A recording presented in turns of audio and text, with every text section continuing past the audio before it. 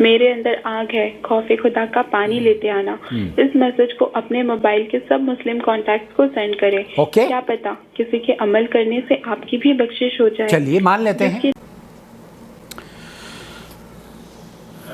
السلام علیکم ورحمۃ اللہ وبرکاتہ. میرا نام فاطمہ طارق ہے اور میں لاہور سے بات کر رہی ہوں.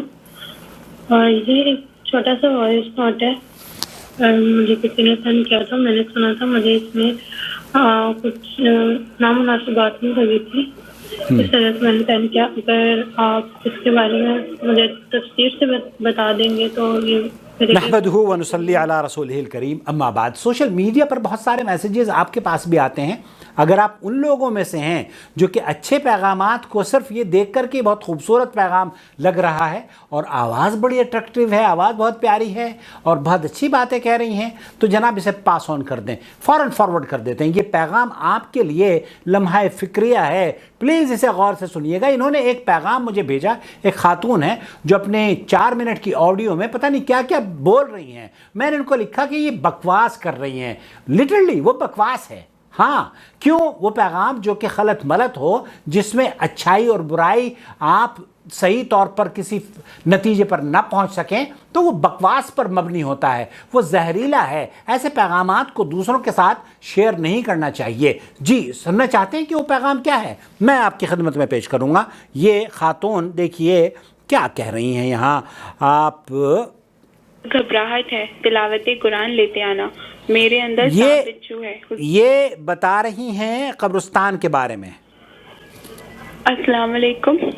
قبرستان کے باہر لکھا تھا، منزل تو تیری یہی تھی، بس زندگی گزر گئی آتے آتے.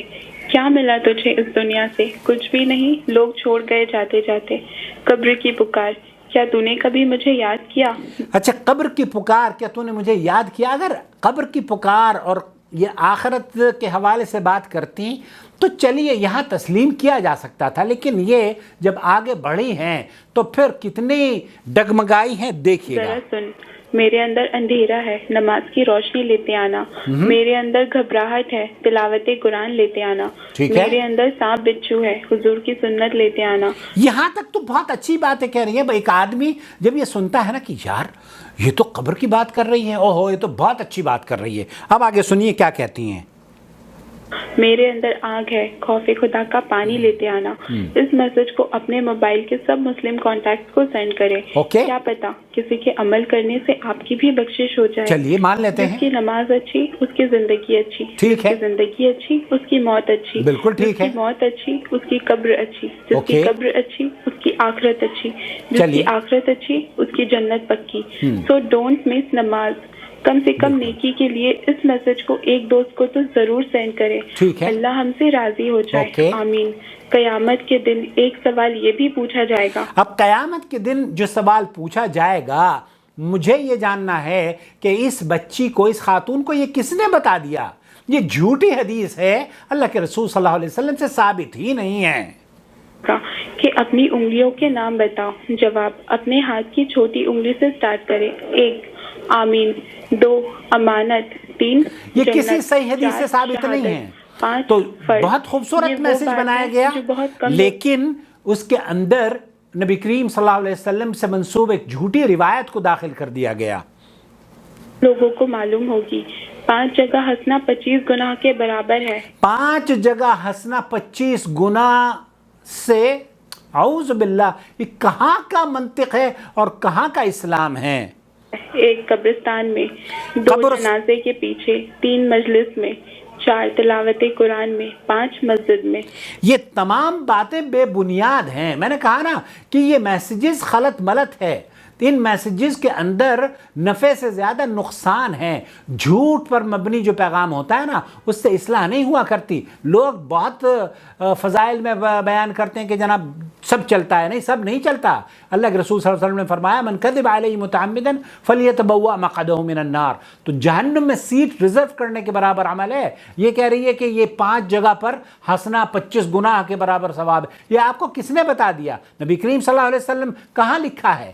کوئی تو بتائے ان سے، کوئی تو پوچھے. صرف ایک بار بھیجو، بہت لوگ اس گناہ سے بچیں گے۔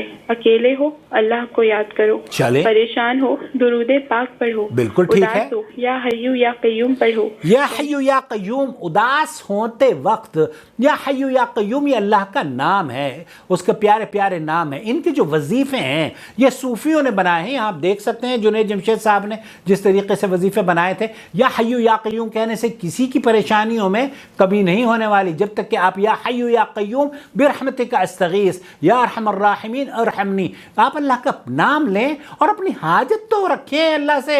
اب آپ یا حیو یا حیو یا قیوم اس طرح سے پڑھتے رہتے ہیں جس میں کوئی معنی نہیں ہوتا، صرف اللہ کا نام آپ لیتے ہیں، اور یہ نبی کریم صلی اللہ علیہ وسلم نے نہیں بتائے ہیں، بلکہ شیخ عبداللہ بن باز نے فرمایا یہ بدعت عمل ہے۔ ٹینشن میں ہو یا رحیم ہو پڑھو، فری ہو فارورڈ کرو، یا اللہ ہم پر اور تمام امت پر رحم فرما، آمین۔ انفارمیشن، کیا آپ جانتے ہیں قرآن پاک کو سننے سے کینسر نہیں ہوتا؟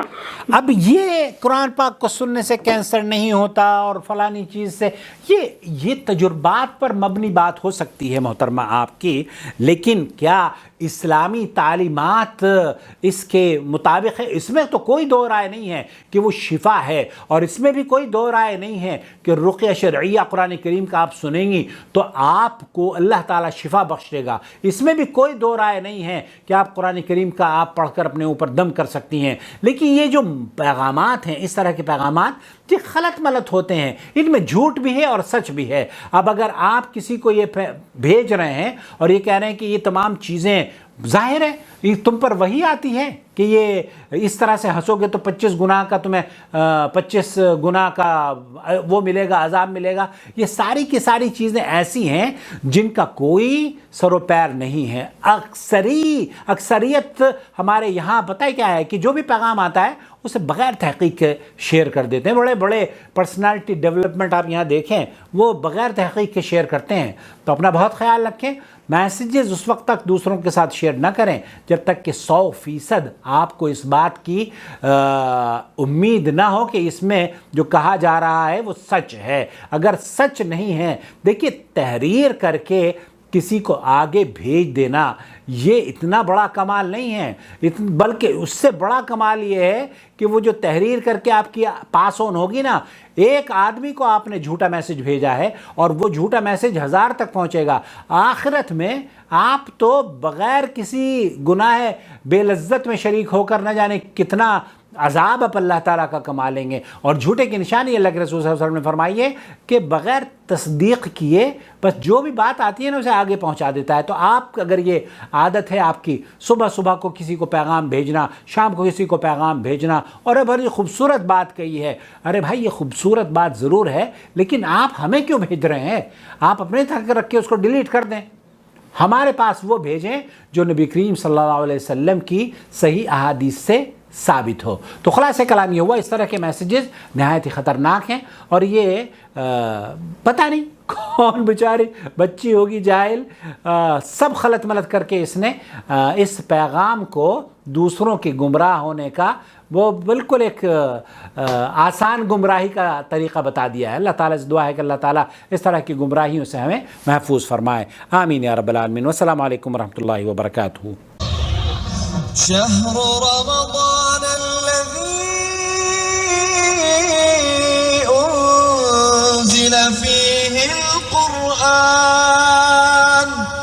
هدى للناس وبينات من الهدى والفرقان